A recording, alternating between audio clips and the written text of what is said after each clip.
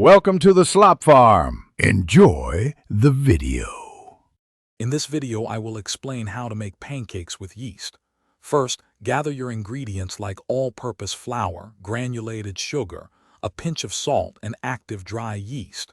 You'll also need milk, an egg, and melted butter. Having everything ready before you start makes the process smooth and enjoyable. This method creates incredibly light and airy pancakes, a delightful change from traditional recipes. Let's get started on this delicious journey. To begin, you'll need to activate your yeast. Warm 1 cup of milk to about 105 to 115 degrees Fahrenheit.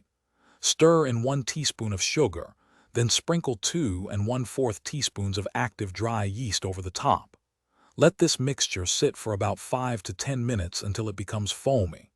This foam indicates your yeast is active and ready to work its magic, giving your pancakes that wonderful light and airy texture. Now let's prepare the batter. In a separate large bowl, whisk together 2 cups of all-purpose flour, 2 tablespoons of granulated sugar, and 1/2 teaspoon of salt. Create a well in the center of your dry ingredients.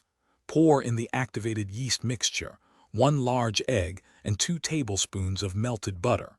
Stir gently until just combined. A few lumps are perfectly fine. Cover the bowl and let the batter rise in a warm place for about 1 hour. Finally, it's time to cook your delicious pancakes. Heat a lightly oiled griddle or non-stick pan over medium heat.